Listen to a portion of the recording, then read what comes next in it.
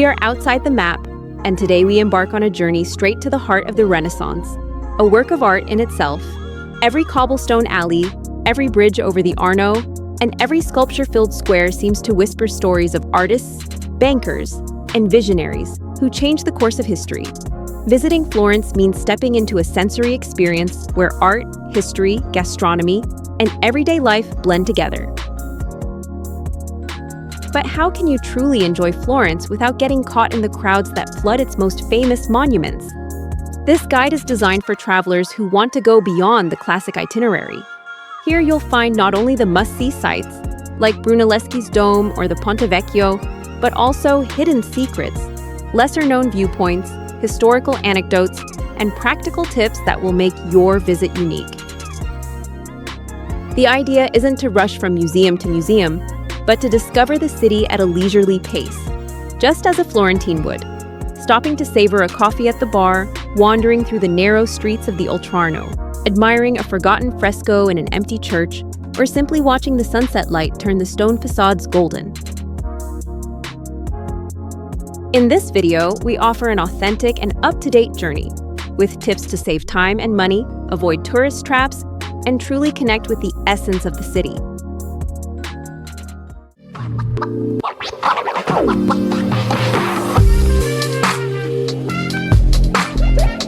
What to see in Florence, the must-see sites of the historic center. If it's your first time in Florence, the historic center is an inevitable starting point. Here lie the city's greatest symbols, the places that have turned the Tuscan capital into an open-air museum and one of the most visited cultural gems in the world. The heart of Florence beats in the Piazza del Duomo, dominated by the imposing Cathedral of Santa Maria del Fiore. Its white, green, and pink marble facade resembles a delicate stone embroidery that glows under the sun. Brunelleschi's Dome, a masterpiece of Renaissance engineering, continues to astonish 5 centuries later with its scale and technique. Climbing to the top can be exhausting, but the reward is a 360-degree view of the entire city. Right next to it, Giotto's Campanile offers another perspective, slightly lower but equally spectacular. Across from them, the Baptistery of San Giovanni houses its famous bronze doors, nicknamed by Michelangelo as the Gates of Paradise. Just a few steps away is the Ponte Vecchio, perhaps the most famous bridge in the world. Its unique feature is that it still hosts the small shops that line it, originally butcher shops and now transformed into jewelry stores. Crossing it at sunset, when the sun reflects on the waters of the Arno River, is one of those magical moments no traveler ever forgets. Another essential spot is the Piazza della Signoria, Florence's true open-air living room. Here stands the majestic Palazzo Vecchio, the seat of political power since the Middle Ages, and in front of it, a collection of sculptures in the Loggia dei Lanzi that turn the square into a museum open to the world. Among copies and originals, you can admire iconic figures such as Michelangelo's David, here a replica, or Cellini's Perseus with the head of Medusa.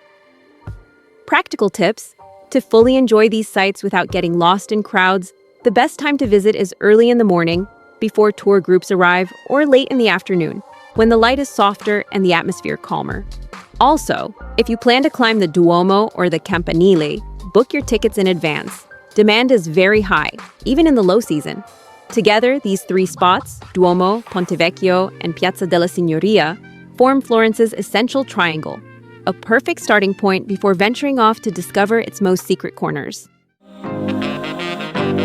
Secrets of Florence, hidden corners, and off-the-beaten-path spots.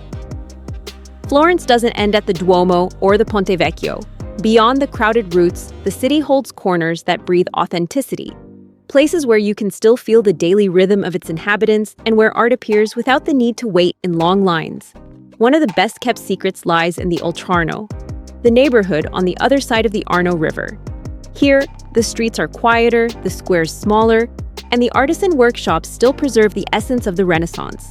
Walking through its cobbled alleys is like stepping back in time. Behind discreet doors, workshops of restorers, gilders, and frame makers hide, trades that never disappeared in Florence. Among the many churches that go unnoticed by large tour groups, Santo Spirito stands out, a gem designed by Brunelleschi, whose sober facade hides a bright and surprising interior.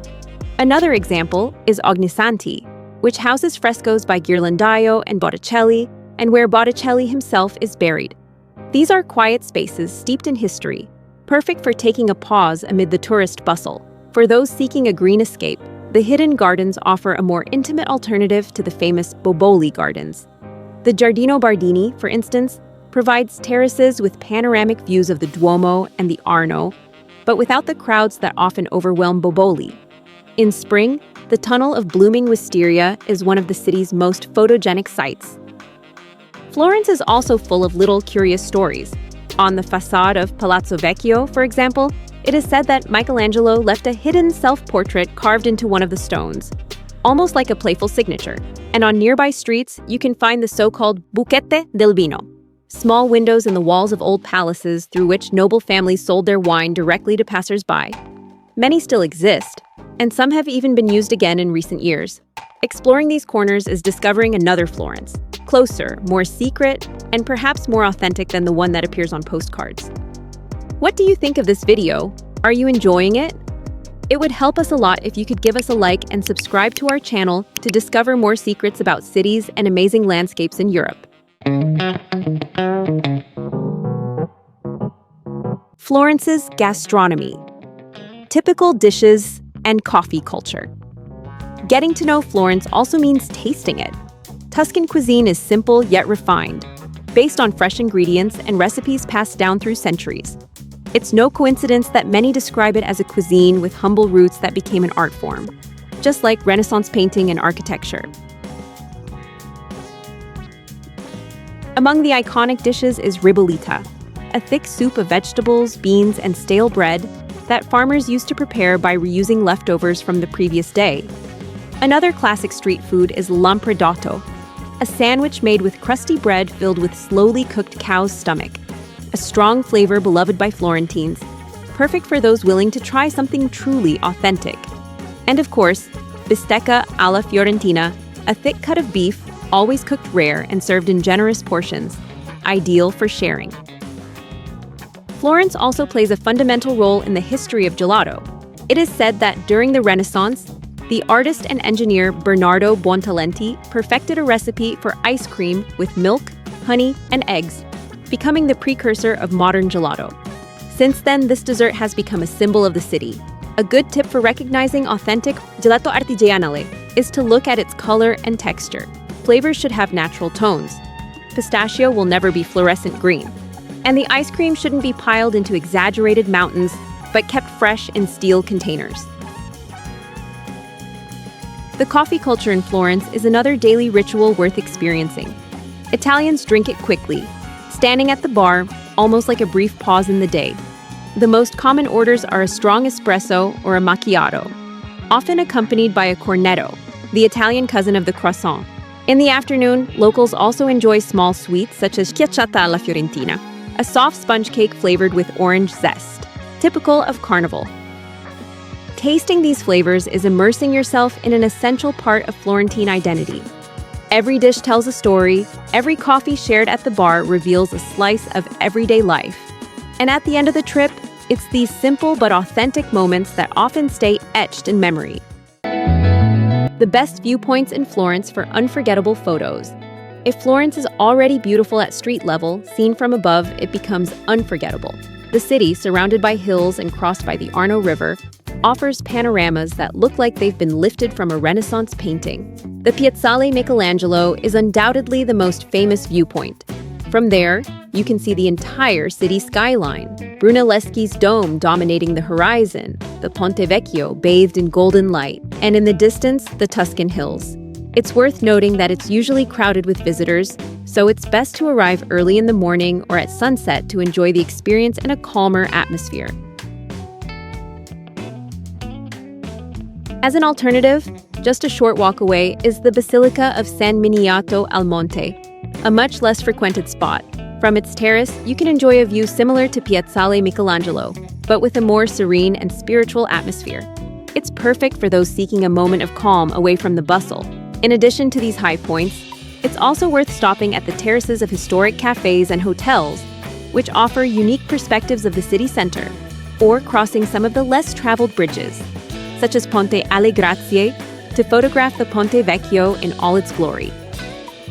For photography tips, the best light usually occurs in the early morning, when the city is just waking up and the air is clear, and during the golden hour at sunset, when the stone buildings take on warm tones, and the Arno reflects magical glimmers. With patience and the right angle, every shot can become an unforgettable postcard.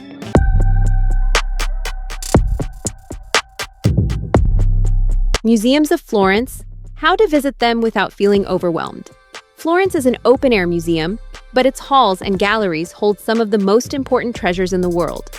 The challenge for many travelers is how to enjoy so much beauty without ending up exhausted. The Palazzo degli Uffizi is the artistic heart of the city.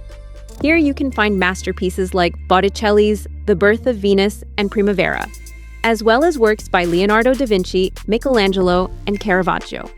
The key recommendation is to book tickets in advance and plan a selective route. Choose a few rooms or artists that interest you most, rather than trying to see everything in a single visit. A couple of focused hours are far more rewarding. The Accademia Gallery is another must-see, mainly for Michelangelo's majestic David. Although long lines are common, the thrill of seeing this 5-meter sculpture, which symbolizes Florence's strength and freedom, makes the wait worthwhile. In addition to David, there are other unfinished Michelangelo sculptures, allowing visitors to see the artist's creative process, as if the figures are emerging from the stone. Beyond these giants, Florence has lesser-known museums that surprise visitors. The Bargello Museum, for example, is a former medieval palace that houses sculptures by Donatello and Cellini, in a much calmer atmosphere than the major museums. Convents like San Marco, decorated with frescoes by Fra Angelico, also offer more intimate spaces, where art and spirituality meet without crowds.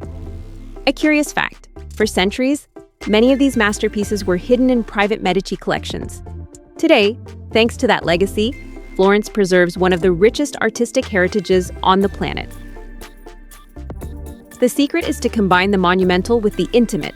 See the essentials, but also take time to discover hidden gems. In this way, the museums of Florence stop feeling like a marathon and become a pleasurable journey to the heart of art. Transportation in Florence. How to get around easily. Florence is a city made for walking. Its historic center, a UNESCO World Heritage Site, contains most of the monuments and museums within a very small area, meaning distances between points rarely exceed 15 minutes. Exploring on foot is not only practical, but also the best way to enjoy its cobbled streets, lively squares, and hidden corners that appear as a surprise. Public transportation in Florence is limited but useful in specific situations. Buses and trams are practical if your accommodation is outside the center, or if you want to save energy at the end of a long day.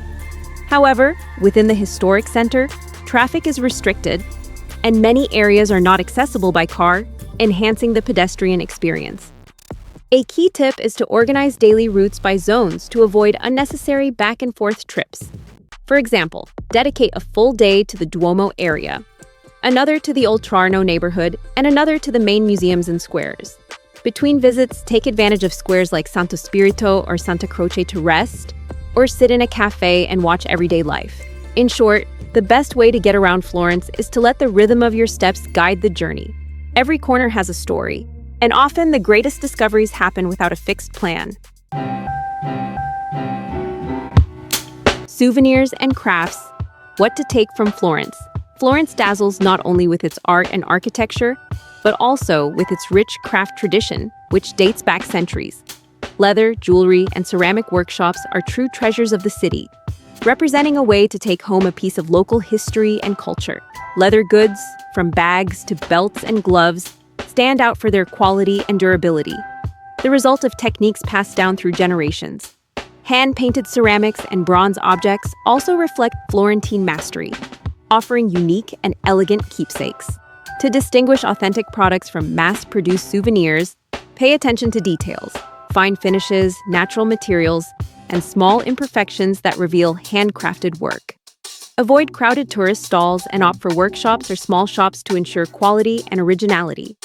Additionally, asking the artisan about the history of their product not only enriches the experience, but also ensures a conscious purchase. When choosing souvenirs, think of items that can last over time and evoke the essence of Florence beyond the typical. A hand-bound notebook, a silver piece of jewelry, or a leather accessory are examples of objects that connect with local tradition and will turn your visit into a tangible, elegant, and authentic memory. Florence is best enjoyed at a leisurely pace, mixing the must-see sights with moments of unexpected discovery. Beyond the museums and squares, the city invites you to get lost in narrow alleys, discover hidden cafes, and experience the everyday life of the Florentines. Planning a flexible itinerary, alternating cultural mornings with relaxed afternoons in squares or gardens, allows you to absorb the atmosphere without rush or stress. An essential tip is to learn to look beyond the obvious. Notice the details of palaces, the lesser-known frescoes, and the local markets.